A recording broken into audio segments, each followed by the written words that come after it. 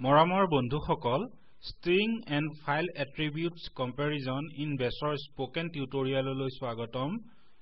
এই টিউটৰিয়েলটোত আমি শিকিম String Comparison আৰু File Attributes Comparison। আমি এইটো কিছু উদাহৰণ ব্যৱহাৰ কৰি কৰিম। এই টিউটৰিয়েলটোৰ বাবে মই ব্যৱহাৰ কৰিছো Ubuntu Linux 12.04 অপাৰেটিং সিস্টেম আৰু GNU Bash নাঙৰণ 4.1.10 অনুগ্ৰহ কৰি মন কৰিব GNU Bash নাঙৰণ 4 বা ততোধিক প্ৰয়োজন হয় এই টিউটৰিয়েলটো অভ্যাসৰ বাবে। আহক আমি এটা পৰিচয়ৰে আৰম্ভ কৰো। স্ট্ৰিং এটা বেছত তুলনা কৰিবলৈ দুটা পদ্ধতি আছে। প্ৰথমতে ইকুৱেল টু অপাৰেটৰ ব্যৱহাৰ কৰি দুটা ইকুৱেল স্ট্ৰিংছ তুলনা কৰিবলৈ, দ্বিতীয়তে নট ইকুৱেল টু অপাৰেটৰ দুটা নট ইকুৱেল স্ট্ৰিংছ তুলনা কৰিবলৈ। আহক আমি এটা উদাহৰণ চাওঁ। ইয়াত মোৰ এটা সৰল প্ৰগ্ৰাম আছে যি ইউজাৰ আইডি পৰীক্ষা কৰে। আপোনাৰ এডিটৰত ফাইল এটা খুলক আৰু তাক strcompare.sh হিচাপে সেভ কৰক। এতিয়া আপোনাৰ strcompare.sh ফাইলত ইয়াত দেখুৱাৰ দৰে কোডটো লিখক। মই কোডটো বৰ্ণনা কৰিম। এইটো হৈছে শিৱেংখাৰী। whoami কমান্ডে বৰ্তমান ইউজাৰৰ ইউজাৰনেমটো দিয়ে। if স্টেটমেন্টটোৱে whoami ভেৰিয়েবলটোৰ আউটপুটটোক string rootটোৰ বিৰুদ্ধে পৰীক্ষা কৰে। আমি ইয়াত stringসমূহ তুলনা কৰিবলৈ not equal to অপাৰেটৰ ব্যৱহাৰ কৰিছো। যদি বৰ্তমান ইউজাৰটো root ইউজাৰ নহয় তেন্তে ই এই স্টেটমেন্টটো ইকো কৰিব। You have no permission to run strcompare.sh as non-root user. ইয়াত $0টো হৈছে zeroth argument যি নিজে এটা ফাইল নাম হয়। যদি বৰ্তমান ইউজাৰটো root ইউজাৰ হয় ই ইকো কৰিব welcome root। তাৰ পাছত আমাৰ প্ৰগ্ৰামটোৰ বাবে exit স্টেটমেন্টটো আছে আৰু ইয়াত আমি fi ৰে if স্টেটমেন্টটো শেষ কৰো। আহক আমি exit স্টেটমেন্টৰ বিষয়ে অধিক জানিবলৈ আমাৰ স্লাইডসমূহলৈ যাওঁ। প্ৰত্যেক প্ৰগ্ৰামে এটা exit ষ্টেটাস ঘূৰাই দিয়ে। এটা সফল কমান্ডে এটা শূন্য ঘূৰাই দিয়ে। এটা ভ্ৰান্ত কমান্ডে এটা নন-জিৰো মান ঘূৰাই দিয়ে। ইয়াক এটা এৰৰ কোড হিচাপে ব্যাখ্যা কৰিব পাৰি। আমি exit স্টেটমেন্টটোৰ ঘূৰাই দিয়া মানক সজাব পাৰো। এতিয়া আহক প্ৰগ্ৰামটো কাৰ্যকৰী কৰো। আপোনাৰ কিবৰ্ডত Ctrl Alt আৰু T কিজ একেলগে টিপি টাৰ্মিনেলটো খুলক। প্ৰথমে আহক সিস্টেমটোৰ বৰ্তমান ইউজাৰটোক পৰীক্ষা কৰো। লিখক whoami। এন্টাৰ টিপক। ই বৰ্তমান ইউজাৰটোৰ নামটো আউটপুট দিব। এতিয়া আহক আমাৰ স্ক্ৰিপ্টটো এক্সিকিউটেবল বনাও। লিখক chmod +x strcompare.sh। লিখক ./strcompare.sh। আউটপুটটো দৰ্শিত হৈছে যে You have no permission to run ./strcompare.sh as non-root user। এতিয়া আহক একেটা প্ৰগ্ৰামকে root user হিচাপে কাৰ্যকৰী কৰো। লিখক sudo ./strcompare.sh। ই এটা পাছৱৰ্ডৰ বাবে সুধিব।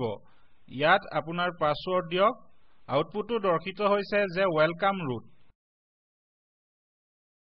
এতিয়া আহক ফাইল এট্ৰিবিউটছ কম্পেৰিজনৰ বিষয়ে শিকো। মোৰ ইতিমধ্যে কোডটোৰ এটা কাম কৰা উদাহৰণ আছে। এই প্ৰগ্ৰামটোত আমি এটা প্ৰদত্ত ফাইল আছে নে নাই পৰীক্ষা কৰিম। file1 টো হৈছে ভেৰিয়েবল য'ত আমি পাথ বা ফাইলটো সেভ কৰিছো। -f কমান্ডে ফাইলটো আছে নে নাই পৰীক্ষা কৰে আৰু এইটো এটা সাধাৰণ ফাইল হয়নে। যদি চৰ্তটো সত্য হয় ই ইকো কৰিব file exists and is a normal file, নতুবা ই ইকো কৰিব file does not exist। টাৰ্মিনেলটোলৈ ঘূৰি আহো। আহক আমাৰ ফাইলটো কাৰ্যকৰী কৰো। লিখক chmod +x fileattrib.sh। লিখক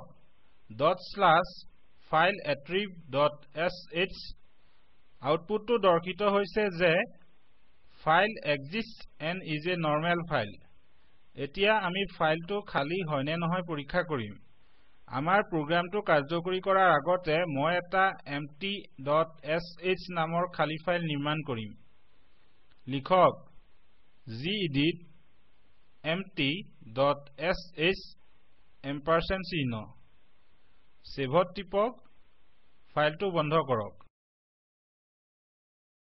ahok ami -f attribute -s attributor hoite sthanantor koru yato logote file naam to sthanantor korok likhok empty.sh etia prothom echo statement to sthanantor korok file exists and is not empty hoite aru dityo echo statement to file is empty hoite save tipok terminal to le ghuri ahok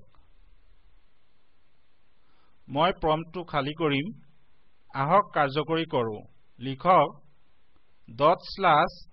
/fileattrib.sh enter tipok output to hoise file is empty etia ahok ami an eta file attribute chau ji kunu file or write permission to porikha koribo amar program to le ghuri ahok ami -s attribute to -w hoite sthanantor koru etia prothom echo statement to sthanantor korok user has write permission to this file or hoite aru dityo echo statement to user does not have write permission to this file or hoite save tipok moi ei udahorontur babe eta beleg file bebohar korim মই এটা file নিৰ্বাচিত কৰিম যিটো এটা পঢ়িব পৰা file নহয় বা যাৰ ৰাইট পাৰমিশন নাই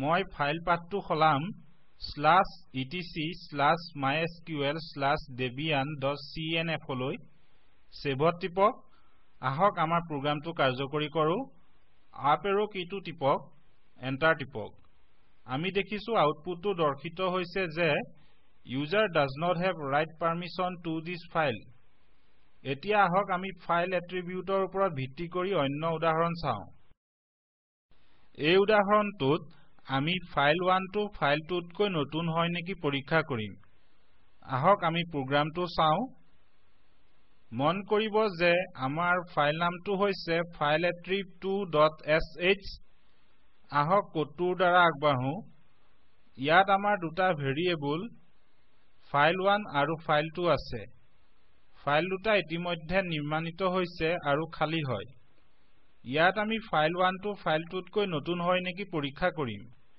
যদি শৰ্তটো সত্য হয় আমি ছপা কৰিম file1 is newer than file2 নতুবা file2 is newer than file1